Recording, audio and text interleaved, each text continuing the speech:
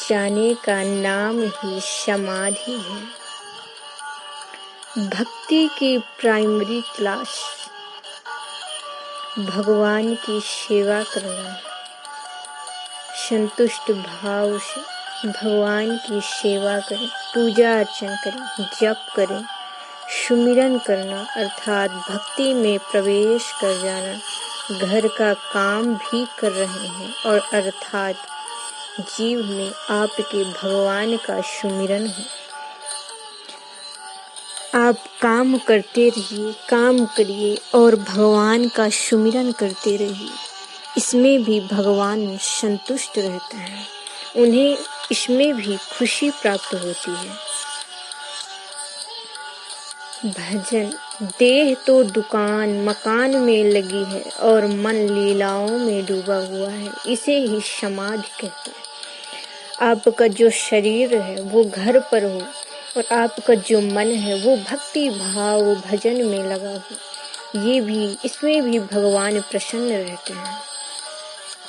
भगवान तो यही कहते हैं, आपको अगर टाइम नहीं किसी काम में व्यतीत हो तो उस काम को भी करो और मुख में मेरा सुमिरन भी रखो, तो आपका कार्य जो है वो बहुत जल्द सफल होगा, बहुत जल्द खत्म हो जाएगा। सुमिरन करते करते आपको पता भी नहीं लगेगा।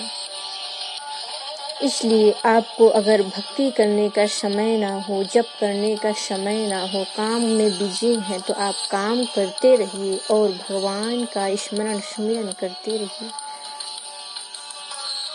भौतिक देह से बाहर से काम करना और सूक्ष्म देह से भगवान की लीलाओं का चिंतन करना समाधि अर्थात समप्लशधि। बुद्धि स्थिर हो जाए, ना ऊंची ना नीची, एकदम स्थिर, उसे ही समाधि लगाना कहते हैं। यानी मीडिया में हो, बीच में।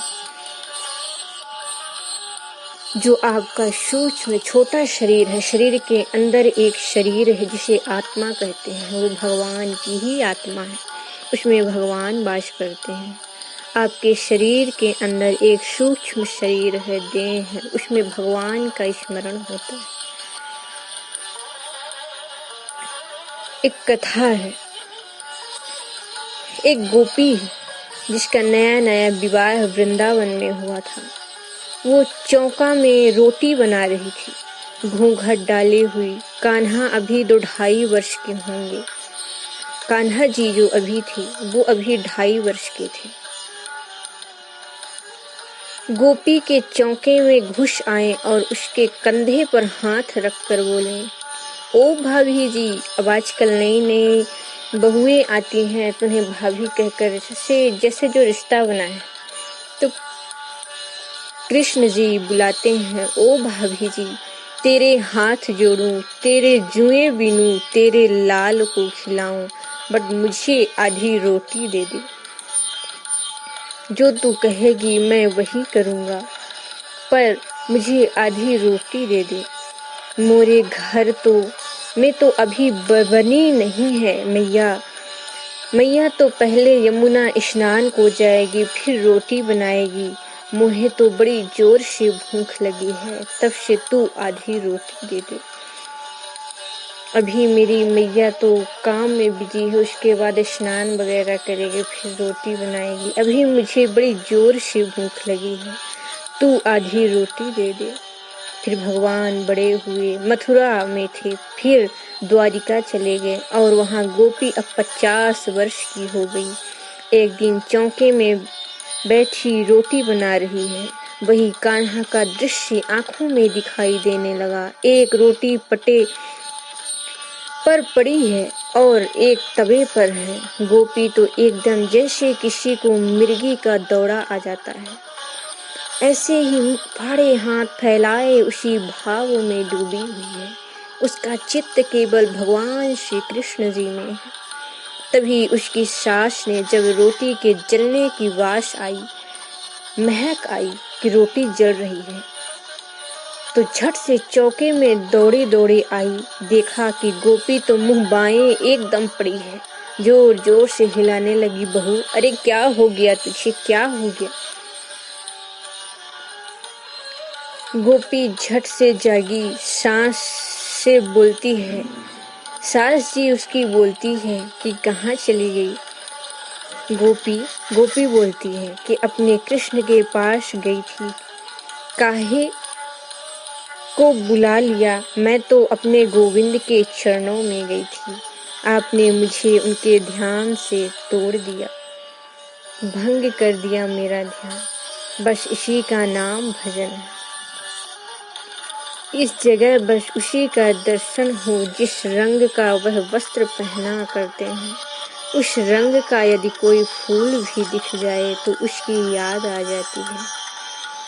भगवान श्री कृष्ण जी की, जैसे राधा रानी जी यदि नीले आकाश को भी देखती थी तो श्याम के वर्ण को याद करके रोने लगती थी। हर पल हर घड़ी उसकी याद अंतःकरण में समाई रही, यही भजन है। भगवान श्री कृष्ण जी कण कण में विराजमान है, आदि समस्त देवी देवता। और उस गोपी के मन में प्रभु श्री कृष्ण जी समाये हुए थे। उसकी रोटियां जो थी वो जल रही थी, सास आई उसे बुलाई, वो उसकी समाधि टूट गई, जो वो सोच रही थी उसका भंग हो गया। अब हम यहाँ कथा कर रहे हैं, आप लोग अगर कुछ अब दूसरी बातें करने लगे तो मेरी कथाएं जो है तो मिस हो जाएंगी। उसी तरह गोपी अपने चित्त में श्याम जी की व्याकुल थी और उसकी सास जी यानी माता रानी जी आई तो अगर एक चित्त करके भगवान के ध्यान में लगे रहे वही समाधि होती है। आप काम करते रहो, भगवान का सुमिरन करते रहो, यही आपकी समाधि है।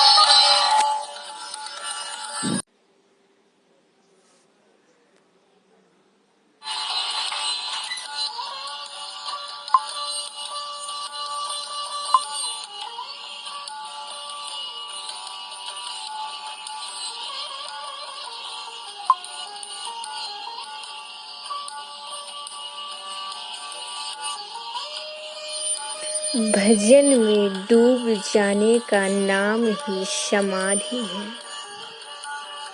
भक्ति की प्राइमरी क्लास